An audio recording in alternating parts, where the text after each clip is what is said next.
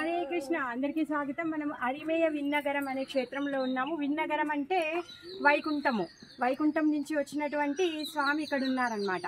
అయితే అరిమేయ అంటే అర్థం ఏంటంటే తెలుసుకోలేనటువంటి భగవంతుడి యొక్క గుణగణాలని, భగవంతుడి యొక్క లీలలని మనం ఎప్పటికీ తెలుసుకోలేము. అనంతశేషుడు ఆది కాలం నుంచి అనంత ముఖాలతో భగవంతుని కీర్తిస్తూ ఉన్నాడు, కానీ ఇప్పటివరకు అయిపోలేదు.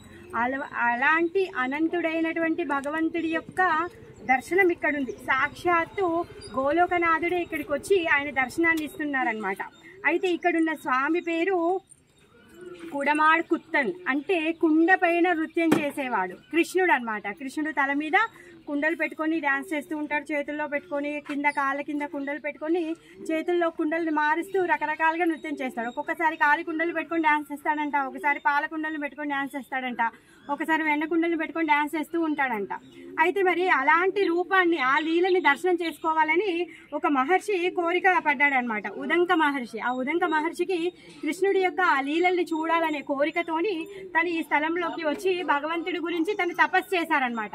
అప్పుడు కృష్ణుడు ప్రత్యక్షమయ్యి తను అంటాడు, ఏం కావాలి నాయన అంటే, నాకు మీరు ఏ విధంగా అయితే వెన్న కుండలు పట్టుకుని నృత్యం చేశారో అలాంటి నృత్యాన్ని నాకు చూడాలనే కోరిక ఉంది స్వామి అంటే, ఆ మహర్షి కోసము సాక్షాత్తు దేవాది దేవుడైన శ్రీకృష్ణుడు అక్కడ కుండలు పెట్టుకుని డ్యాన్స్ చేశాడనమాట. ఆ లీలని తనకి ఇక్కడ దర్శనం ఇప్పించారు. స్వామి అందరికీ సులభంగా ఉంటాడు కాబట్టి అందరు దర్శనార్థమే మీరు ఇక్కడ ఉండండి అని ప్రార్థించడం వల్ల స్వామి ఇక్కడ కుడమాన్ కుత్తల్లాగా తను ఇక్కడ ఉన్నాడనమాట.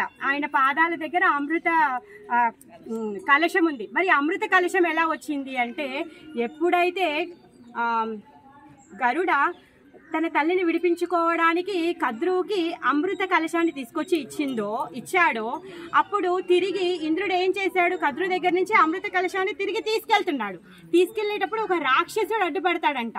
ఆ రాక్షసుడు అడ్డుపడితే ఆ అమృత కుండం ఎక్కడ కింద పడుతుందని భయపడిపోయి ఇంద్రుడు శ్రీహరిని ప్రార్థిస్తాడనమాట. అప్పుడు శ్రీహరి వచ్చి ఆ రాక్షసుని సంహరిస్తాడు. అప్పుడు ఆ అమృత కుండంలో నుంచి ఒక చుక్క పడింది అనేసి ఇక్కడ చెప్తారనమాట. అందుకే ఇక్కడ పుష్కరిణి చాలా పరమ పవిత్రమయ్యింది, అమృత పుష్కరిణి అనేసి అంటారు.